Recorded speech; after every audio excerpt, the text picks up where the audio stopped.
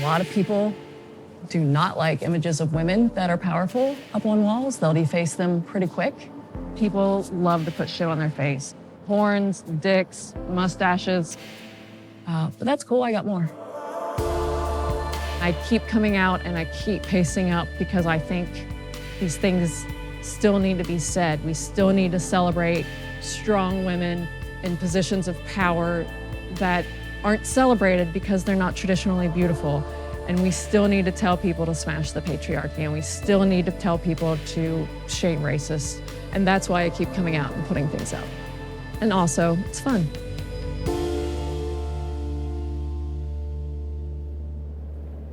It is Sunday morning, about 6:25 a.m., 45 degrees outside. We are near the Bowery because I want to paste on the Bowery wall. Houston Street gets an awful lot of traffic, and I want some big, amazing women seen. So I'm going to put up some 4-foot illustrations of RBG, AOC, Maxine Waters, Harriet Tubman. My name is Captain Eyeliner. I'm a New York street artist. When Me Too kind of came out, I wanted to make something to encourage women. I wanted to do something. So I started making stickers that said smash the patriarchy and putting them anywhere, just in case somebody walked by and needed to see it. And then I think maybe stickers aren't enough. And so I start printing out paper because stickers are small, they're easy to remove. And I start printing out paper and I do a couple and I just kept going. For a long time, if I saw a female represented on the streets, it was because she was really beautiful. It was Marilyn Monroe or Amy Winehouse, and it was one very specific kind of beauty. And there are so many other kinds of beauties, and there's so many other ways to celebrate women and things to celebrate women for. So I started doing a series of women that I thought should be celebrated beyond the physical. I just want these women to be seen. And I'm doing them so big so they can be seen. The thing about printing and pasting is that you need really thin paper and you need it to be uncoated. So that's why I needed to go to a special print shop. Can I see it? Where's this going? I don't know yet. You'll see it around. Yeah? Yeah. So hopefully I get them up, I don't get arrested. It's well enough of a paste that it doesn't peel down, and then I hope that they're not removed immediately. The last time I pasted up a big Maxine Waters, she was power washed off within 24 hours. I could do political all the time, but then I'd get burnt out and I'd probably never paste up again. So I bring something funny into it, and it's just something that I want to put out, such as a creepy kitty or a bee that's mechanical or whatever. And then, as has happened in the last few years, something else political happens and I get really angry and I want to put that everywhere. This is the Crosby door. It's pretty famous for wheat pasting. There's always new wheat paste from people all around the world. I'm going to put a giant Harriet Tubman right in the middle. Currently, there's a wheat paste by artist Matt Siren. It's been tagged over a couple times, so I hit up Matt and make sure it was cool that I paste over it. So these are some of my old Harriet Tubman 20s. I started putting those up when they announced that Harriet wasn't going to be on the $20 bill. I really didn't like the idea of her being erased. I'm an armchair historian. I love history, and I think Harriet Tubman is just fucking amazing.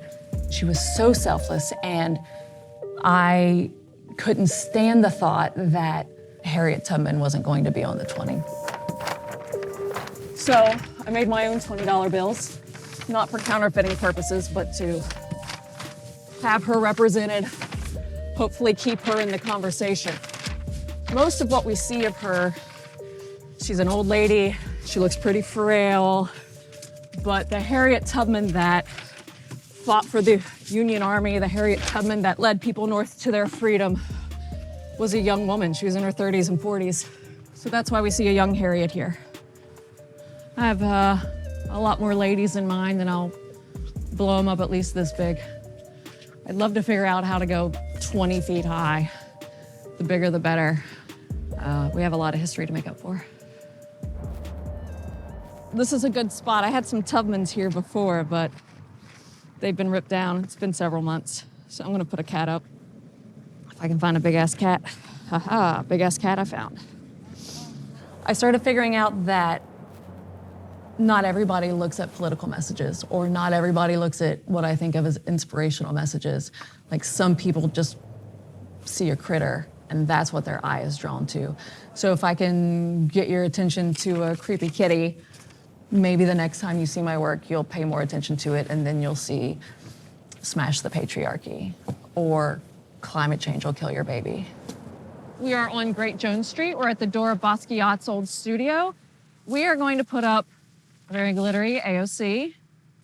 I have a Tubman up, but she's been given horns and been defaced. People tend to love the cats.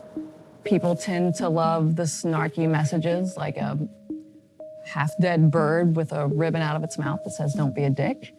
But when I put up images of women that are political, those get defaced more than anything. So there's a couple of reasons that I choose to be anonymous. One of which is, I think when you don't know if I'm male or female, the message can be stronger. Like, if you think that maybe I'm a man and I'm putting out "Dead Men Don't Catcall," I think it has a totally different impact on dudes.